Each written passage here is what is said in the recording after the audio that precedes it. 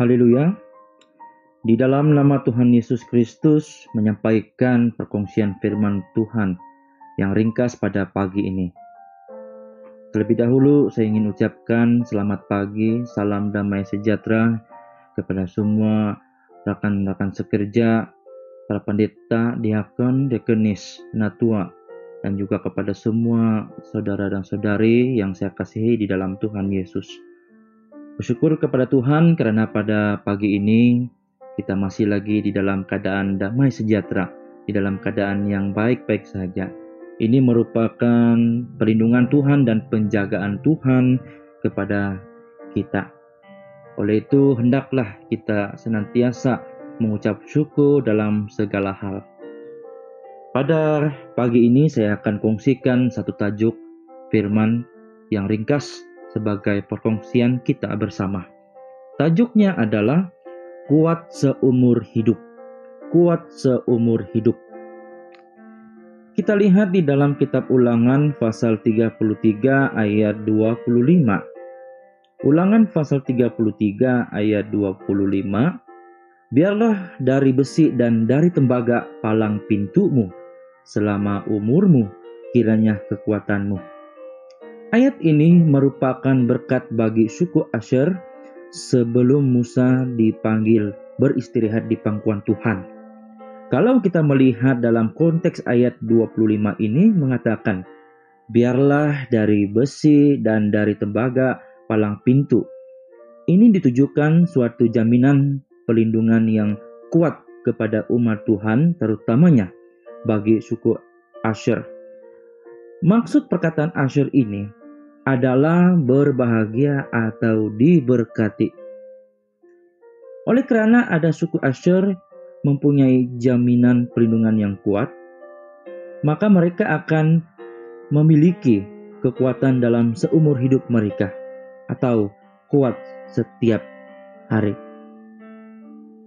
Pada hari ini kita sebagai umat Tuhan yang diberkati, kita juga memiliki berkat ini, di mana kita memiliki kekuatan dalam seumur hidup. Bagaimana kita beroleh kekuatan seumur hidup? Di dalam kitab Efesus pasal 6 ayat 10. Kitab Efesus pasal 6 ayat 10. Akhirnya, hendaklah kamu kuat di dalam Tuhan, di dalam kekuatan kuasa-Nya. Ayat ini, Rasul Paulus mengatakan, hendaklah kamu kuat di dalam Tuhan. Sebenarnya, kita memiliki kekuatan dalam seumur hidup kita karena kita berada di dalam Tuhan. Tuhan memberikan kita kekuatan sehingga kan kita tetap berada dalam keadaan tentram dan damai sejahtera. Apakah kekuatan yang bersumberkan kuasa Tuhan? Yang pertama, kekuatan melalui doa. Saudara dan saudari, doa adalah kehidupan bagi semua orang. Bukan sahaja di gereja kita berdoa, tetapi kita juga berdoa di rumah. Sepatutnya kita selalu berhubung dengan Tuhan melalui doa, karena doa adalah nafas rohani kita. Dan juga doa ini merupakan suatu komunikasi kita dengan Tuhan. Seumpamanya, kalau manusia tiada nafas, ia mati.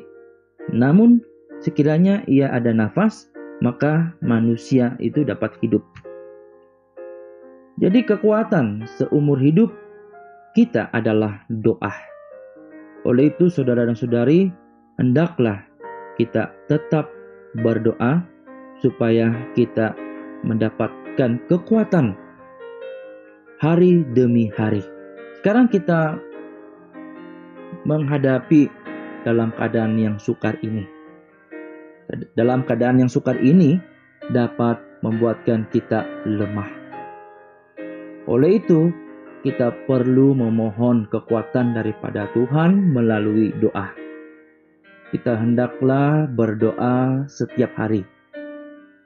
Kita berdoa dengan kerap kali, supaya kita senantiasa memiliki kekuatan.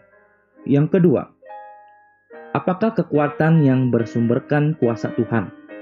Yang kedua, kekuatan melalui janji Tuhan. Mari kita lihat dalam kitab Mazmur pasal 119 ayat 11 dan juga ayat 38. Mazmur pasal 119 ayat 11 ayat 38. Dalam hatiku menyimpan janjimu, supaya aku jangan berdosa terhadap engkau. Teguhkanlah pada hamba-Mu ini janji-Mu yang berlaku bagi orang yang takut kepadamu. Janji Tuhan ini sebenarnya yang memberikan kekuatan kepada umat Tuhan. Umat Tuhan menjadi lemah karena meragui janji Tuhan. Pada masa ini kita berada dalam keadaan yang sukar. Dan dalam keadaan yang sukar ini dapat membuatkan kita menjadi lemah. Karena masa inilah kita diuji sama ada kita tetap berpegang teguh pada janji Tuhan atau tidak.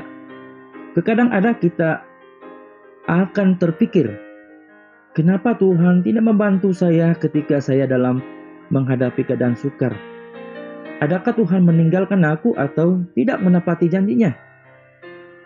Kita sebagai umat Tuhan tidak sepatutnya meragui janji Tuhan karena janji Tuhan adalah firman Tuhan. Firman Tuhan tidak berubah dan tidak berlalu, malah tetap dan tidak berubah selama-lamanya. Oleh itu saudara dan saudari, apa yang perlu kita lakukan adalah kita perlu simpan janji Tuhan dalam hati kita, supaya kita tidak meragui Tuhan. Dan kita perlu tetap teguhkan hati kita pada janji Tuhan, karena kita adalah orang yang takut akan Tuhan. Yang ketiga, apakah kekuatan yang bersumberkan kuasa Tuhan? Yang ketiga adalah kekuatan melalui pelayanan Tuhan. Pelayanan merupakan harta bagi kita. Dalam seumur hidup kita adalah melayani Tuhan. Meskipun kita ini sibuk dalam pekerjaan sehari-harian kita perlu mengatur sebaik-baiknya masa kita, supaya kita ada waktu untuk melayani Tuhan. Karena terkadang ada yang mengambil alasan bahwa saya sibuk dan tidak ada masa untuk melayani Tuhan. Padahal sebenarnya ada waktu untuk Tuhan. Namun kita tidak mengambil berat terhadap pelayanan.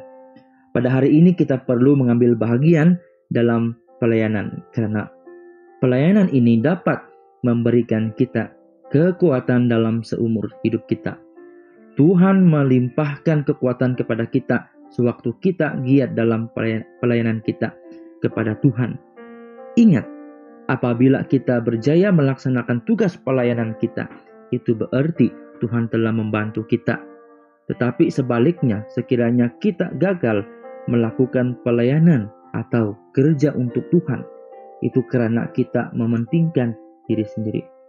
Oleh itu, bergiatlah dalam pelayanan, karena di dalam Alkitab ada mencatatkan dalam 1 Korintus pasal 15 ayat 58, karena itu saudara-saudaraku yang kekasih, berdirilah teguh, jangan goyah, dan giatlah selalu dalam pekerjaan Tuhan.